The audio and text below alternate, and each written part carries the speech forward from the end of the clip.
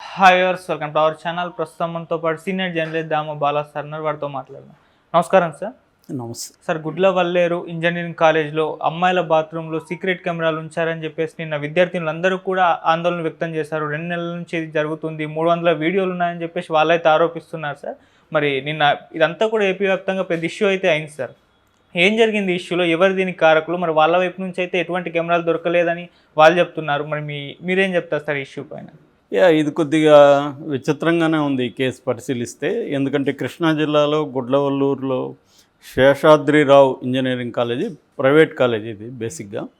So ఇందులో 2 నెలల నుంచి ఒక వ్యవహారం నడుస్తుంది. అదేంటంటే బాత్రూముల్లో కెమెరాలు, సీక్రెట్ కెమెరాలు పెట్టి రికార్డ్ చేసి దాదాపు 300 వీడియోల్ని ఒక కుర్రవాడు, అతని గర్ల్ ఫ్రెండ్ ఇద్దరు కలిసి ఈ పని చేశారు. 300 వీడియోల్ని వీళ్ళు చాలామందికి అమ్మేశారు అని చెప్తున్నారు. సో అతని పేరు విజయ్ అనే కుర్రవాడు. సో అతను తర్వాత అతన్ని ఇప్పుడు అరెస్ట్ చేశారు. యాక్చువల్గా ఆ అమ్మాయిని మాత్రం కాలేజీ యాజమాన్యం ఎవరికి చెప్పకుండా ఇంటికి పంపించేసిందని చెప్తున్నారు. దాని మీద కూడా విద్యార్థినులు నిన్న ఆందోళన వ్యక్తం చేశారు.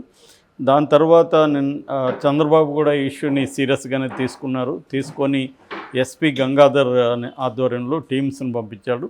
సో వాళ్ళు వెళ్ళి నిన్న విద్యార్థినులు తర్వాత తల్లిదండ్రుల ఎదురుగానే ఎలక్ట్రానిక్ డివైసెస్ పెట్టి మొత్తం చెక్ చేశారు. అంటే ఈ అబ్బాయికి సంబంధించిన ల్యాప్టాపు, సెల్ ఫోను అన్నిట్లో ఎక్కడా కూడా వీడియోలు అయితే లేవు. దాని తర్వాత కెమెరాలు ఏమన్నా రహస్యంగా ఉన్నాయేమో అనేసి వీళ్ళ ఆధ్వర్యంలోనే ఈ టీము, పోలీస్ టీం చెక్ చేసింది. ఎక్కడ కూడా కెమెరాలు లేవని తెలిసింది. కానీ జరిగిందైతే వాస్తవమనే అనిపిస్తుంది. ఎందుకంటే ఇప్పుడు కెమెరాలు లేకపోవచ్చు ఈ అల్లరి ఇవన్నీ నాకు తీసేసి ఉంటారు. అదేముంది, కెమెరా అనేది ఫిక్స్డ్ కాదు కదా, అది అంటే ఎక్కడో గోడలోనో ఇంకో దగ్గర పెట్టేసింది కాదు కదా.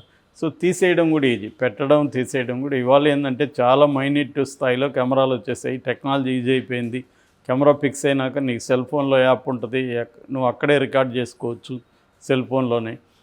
అటువంటి అడ్వాన్స్ టెక్నాలజీ వచ్చింది. రెండవది ఏంటంటే ఈ అబ్బాయి ఎలా ట్రాప్ చేశాడనే దానికి కూడా ఒక వింత కథ బయటకు వచ్చింది. అదేమంటే విజయ్ అనే ఒక ఫైనల్ ఇయర్ ఇంజనీరింగ్ స్టూడెంట్కి ఒక గర్ల్ ఫ్రెండ్ ఉంది. ఈ గర్ల్ ఫ్రెండ్ని ఇతను తీసుకుని వెళ్ళి ఓయో రూమ్కి వెళ్ళి ఎంజాయ్ చేశాడు. అయితే ఇతను ప్లాన్డ్గా ఏం చేశాడంటే ఆ ఓయో రూమ్లో ముందుగానే ఇతను ఒక కెమెరా ఫిక్స్ చేసి ఆ తర్వాత ఈ అమ్మాయిని తీసుకెళ్ళాడు. ఈ తీసుకెళ్ళినాక వీళ్ళిద్దరి రొమాన్స్ అంతా కెమెరాలో రికార్డ్ అయింది. దాన్ని చూపించి ఈ అమ్మాయిని బ్లాక్మెయిల్ చేశాడు. సో ఇప్పుడు అది బయటికి వెళ్తే ఆ అమ్మాయికి లైఫ్ నాశనం అయిపోతుందని చెప్పి ఆ అమ్మాయి ఏం చేసిందంటే ఇతను చెప్పిన దానికి ఒప్పుకుంది. సో ఇతను ఏం చెప్పాడంటే, నేను కెమెరాలు ఇస్తాను, నువ్వు ఇట్లా ఫిక్స్ చెయ్యి, బాత్రూముల్లో ఫిక్స్ చేసినాక నేను ఇక్కడ రికార్డ్ చేసుకుంటాను అని అతను కొన్ని కెమెరాలు ఇచ్చినట్టుగా అవి ఒక అమ్మాయి ఫైండ్ అవుట్ చేసింది ఆ కెమెరాని.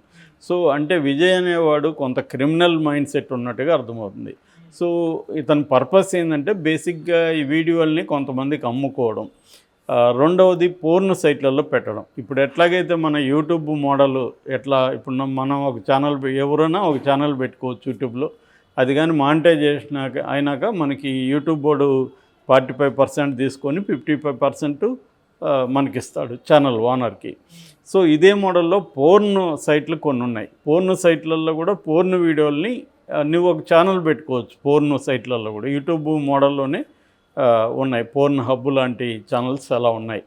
వాటిలో నువ్వేం చేయొచ్చు అంటే నువ్వు ఒక ఛానల్లో పెట్టుకోవచ్చు. ఆ ఛానల్లో ఈ పోర్న్ వీడియోస్ ఎంతమంది చూస్తే దాంట్లో వాడు కొంత డబ్బులు పట్టుకొని మనకు కొంత డబ్బులు ఇస్తాడనమాట. అలాగే ఇప్పుడు ఏమైందంటే చాలామంది అసలు కపుల్స్ వేరే ఏ పని చేయకుండా వాళ్ళిద్దరే పోర్న్ వీడియోలు తీసుకొని పెట్టుకుంటూ రెవెన్యూ సంపాదిస్తున్నారు. అది ఒక్కొక్కసారి నెలకు $30,000-40,000 వరకు కూడా సంపాదించే వాళ్ళు ఉన్నారనేది ఇటీవల సర్వేలో తెలిసిందనమాట. సో ఇది ఇప్పుడు చాలామందికి ఇది రెవెన్యూ మోడల్ అయింది. చాలామంది వాళ్ళే ఓన్గా తీసుకోవడం, కొంతమంది ఏమో గుడ్డలు ముఖాలకు కట్టుకొని లేకపోతే మాస్క్లు వేసుకొని తీసుకోవడం, కొంతమంది ఓపెన్గా కూడా తీసుకోవడం, ఇలాగా చేస్తున్నారు అన్నమాట. అంటే ఎవరికి వాళ్ళే తీసి పెట్టేసుకుంటున్నారు. సో ఇది ఇండియాలో ఒక రకమైన నిశ్శబ్దమైన పోర్న్ విప్లవంగా మనం చెప్పుకోవచ్చు. చాలామంది మామూలు వాళ్ళకి తెలియకపోవచ్చు. కానీ రెగ్యులర్గా ఫోన్ చూసే వాళ్ళకి కానీ దీని మీద స్టడీ చేసే వాళ్ళకి కానీ ఇవన్నీ తెలుసు అనమాట. సో ఈ అబ్బాయి ముఖ్యంగా ఇంజనీరింగ్ కాలేజ్ పిల్లలు కొంత ఎలీట్ సెక్షన్ పిల్లలు ఇది చేస్తున్నారు. వాళ్ళు ఏంటంటే రెవెన్యూ సరిపోదు వాళ్ళకి, వాళ్ళు ఇంట్లో పంపించేవి సరిపోవు, ఎక్స్ట్రా మనీ కావాలి వాళ్ళ. సో ఎక్స్ట్రా మనీ ఎలా సంపాదించాలనే దాంట్లో కొంతమంది చైన్ స్నాచర్స్ వీళ్ళు కూడా ఇంజనీరింగ్ స్టూడెంట్స్ ఈ మధ్య పట్టుబడ్డారు.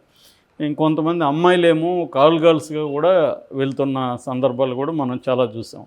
ఇది ఒక మోడల్ అన్నమాట. అంటే ఇది పోర్ స్టేజ్ కావచ్చు, వాలంటరీగా కావచ్చు, ఫోన్ వీడియోలు తీసుకొని నేను ఇందాక చెప్పిన మెథడ్లో చేసుకోవడం. అట్లాగే కొన్ని ఈ మధ్య నేను ఆ మధ్య కూడా ఒక సపరేట్ వీడియో చేసే ఈ మధ్య ఇండియాలో చాలా పోర్న్ ఓటీటీ ప్లాట్ఫామ్స్ కూడా ఉల్లు లాంటివి చాలా ఉన్నాయి. సో వాళ్ళకు కూడా మనం సప్లై చేయొచ్చు అనమాట. వాళ్ళు కూడా వాళ్ళ ఛానల్లో పెట్టుకుంటారు. ఇప్పుడు ఎట్లాగైతే ఒక సినిమా తీసి ఓటీటీకి ఇస్తామో అలాగే ఒక పోర్న్ వీడియో తీసి వాళ్ళకి ఇవ్వచ్చు, వాళ్ళు డబ్బులు ఇస్తారు. సో ఇలాగా ఇదొక రెవెన్యూ మోడల్గా ఎవాల్వ్ అయింది. సో దీనివల్ల ఇప్పుడు ఏమవుతుందంటే రాబోయే కాలంలో అమ్మాయిలకి చాలా, అంటే దీని పట్ల సీరియస్గా ఫీల్ అయ్యే అమ్మాయిలకి చాలా ఇబ్బంది అనమాట. సో అందువల్ల ఇప్పుడు ఆ కాలేజీలో చదివే అమ్మాయిల తల్లిదండ్రులంతా కూడా భయంతో ఉన్నారు. ఎప్పుడు మన అమ్మాయి వీడియో బయటకు వచ్చేస్తున్నామో, ఈ అమ్మాయి లైఫ్ రూయిన్ అయిపోతుంది అన్న భయంతో వణికిపోతున్నారు. అది చాలా సీరియస్ ప్రాబ్లం. ఇది మనకు పైకి ఏదో ఇది పోర్న్ వీడియో ఏదో గోల్ చేస్తున్నట్టున్నారు, కానీ చాలా సీరియస్ ప్రాబ్లం. చంద్రబాబును కూడా ఖచ్చితంగా అభినందించాలి. ఎందుకంటే ఆయన కూడా పర్సనల్గా సీరియస్గా తీసుకున్నాడు దీన్ని. ఆయన తీసుకొని ఆయన దీని మీద ఒక మహిళా పోలీసులతో కూడా ఒక కమిటీ లాగా ఏర్పాటు చేశాడు. సో ఫస్ట్ ఏంటంటే ఆ అమ్మాయిలకి కౌన్సిలింగ్ కూడా ఇవ్వాలి. ఎందుకంటే ఒకవేళ లీక్ అయినా కొంపలేం మునిగిపోవు. మన బాడీ న్యూడ్గా ఉంటే తప్పే ఉంది, ఎవడో చూస్తే తప్పే ఉంది. దీనివల్ల మనం ఆత్మహత్యలు చేసుకున్నది ఇంకోటో చేయాల్సిన అవసరం లేదు. దేన్నైనా కూడా ధైర్యంగా ఫేస్ చేయాలి. ఒకవేళ న్యూడ్ వస్తే న్యూడ్ వస్తుంది అని ఒక దీంతో కాన్ఫిడెన్స్ లెవెల్స్ని వాళ్ళకి పెంచాలి. ఎక్కువ మంది ఏంటంటే మన న్యూడ్ ఇప్పుడు ఏంటంటే ఇంకొకటి వాళ్ళు కంప్లీట్గా న్యూడ్ కూడా ఉండాల్సిన వల్ల ఒకసారి అది బయటికి వెళ్ళగానే ఇప్పుడు డీప్ ఫేక్ టెక్నాలజీ వచ్చేసింది కాబట్టి ఈ హెడ్ తీసుకొని ఇంకొక న్యూడ్ బాడీకి కూడా ఫిక్స్ చేసేసి వీడియోలు చేసేయచ్చు. సో అందువల్ల ఇవాళ ఏంటంటే ఫస్ట్ ఆఫ్ ఆల్ అమ్మాయిలు వాళ్ళ ఫోటోలు వాళ్ళ విషయాలు పబ్లిక్గా ఉన్నప్పుడు బాత్రూముల్లో జాగ్రత్తగా ఉండడం ఇవన్నీ తెలుసుకోవాలి. రెండవది, ఒకవేళ ఇన్ కేస్ మన న్యూడ్ వీడియో బయటికి వెళ్ళిపోయినా అదేదో జీవితం అంతమైపోయినట్టు ఇంకోటో ఫీల్ అయిపోయి ఆత్మహత్యల వైపు వెళ్ళకూడదు. దాన్ని కూడా ఫేస్ చేయాలి. కంప్లైంట్ ఇవ్వాలి, సైబర్ సెల్కి చెప్పాలి, దాన్ని తీయించమని ఈ పోర్న్ వెబ్సైట్లకు కూడా కంప్లైంట్ ఇవ్వచ్చు, తీయించమని చెప్పచ్చు. సో అవన్నీ చేయొచ్చు అనమాట. సైబర్ సెల్ ఇవన్నీ చూస్తున్నాయి. ఇంకా ఇప్పుడు కొత్తగా వచ్చిన బిఎన్ఎస్ చట్టం ప్రకారం ప్రతి పోలీస్ స్టేషన్ కూడా ఒక సైబర్ సెల్ పెట్టాలనేది ఉంది. రాబోయే 5 ఏళ్లలో ఎవ్రీ పోలీస్ స్టేషన్కి ఒక సైబర్ సెల్ కూడా అటాచ్ చేస్తారు. సో ఎందుకంటే ఈ కైండ్ ఆఫ్ క్రైమ్స్ రాబోయే కాలంలో పెరుగుతాయి ఇంకా.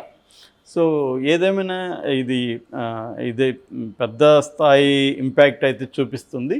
అందుకని చంద్రబాబు ప్రభుత్వం కూడా ఇమీడియట్గా రియాక్ట్ అయింది. జగన్ కూడా ఒక పక్క నిన్న విమర్శిస్తున్నాడు. అది మామూలే, ప్రతిపక్షాలు ఎవరైనా విమర్శిస్తాయి. ఇప్పుడు అది జరగడానికి చంద్రబాబు ప్రభుత్వం కారణం కాదు కదా. ఆ ఇష్యూని చంద్రబాబు ప్రభుత్వం ఎలా డీల్ చేస్తుంది అనేది ఇంపార్టెంట్. వీళ్ళు మరి 2 నెలలుగా ఎందుకు ఇంత లేట్ అయింది తెలియదు, కానీ ఇప్పుడైతే చంద్రబాబు సీరియస్గానే ఆయన ఇన్వాల్వ్ అయ్యారు. దీని మీద తీసుకుంటున్నారు. ఒక 2 రోజుల వరకు హాలిడే ప్రకటించి యాజమాన్యం కూడా కోఆపరేట్ చేస్తుంది. ప్రకటించి ఇంకా కూడా డీప్గా ఎంక్వైరీ చేయబోతున్నారు. సో ఇంకేమన్నా విషయాలు బయటకు వస్తాయని చూడాలి. అట్ ద సేమ్ టైం ఆ కాలేజీ యాజమాన్యం కూడా మేము 25 ఏళ్ళ నుంచి కాలేజీ నడుపుతున్నాం, ఎప్పుడూ ఇటువంటి ప్రాబ్లం మాకు రాలేదు. సో దీని పట్ల మేము కోఆపరేట్ చేస్తామని వాళ్ళు కూడా చెప్తున్నారు. ఖచ్చితంగా మనం యాజమాన్యాన్ని కూడా ఇక్కడ ఏం చేయలేము. ఇక్కడ ఏంటంటే విజయ్ అనే ఒక కుర్రాడు బ్లాక్మెయిల్ చేసి తన గర్ల్ ఫ్రెండ్ని చేసిన వ్యవహారం. కాకపోతే వార్డెన్ని ఆల్రెడీ సస్పెండ్ చేశారు. వార్డెన్ దీని పట్ల సీరియస్గా తీసుకోలేదని, ఎందుకంటే చెప్పినప్పుడే వీళ్ళు రియాక్ట్ అయ్యి సీరియస్గా తీసుకొని ఉంటాయి ఉండేది. ఇంకొక వెర్షన్ ఏమనిపిస్తుందంటే ఈ విజయ్ అనే కుర్రాడు ఎవరికో పొలిటికల్ లీడర్ బంధువనో ఏదో చెప్తున్నారు. సో దానివల్ల కూడా ఇన్ని రోజులు ఆలస్యమైంది అంటున్నారు. ఏదేమైనా ఇప్పుడు చంద్రబాబు ప్రభుత్వం సీరియస్గా తీసుకొని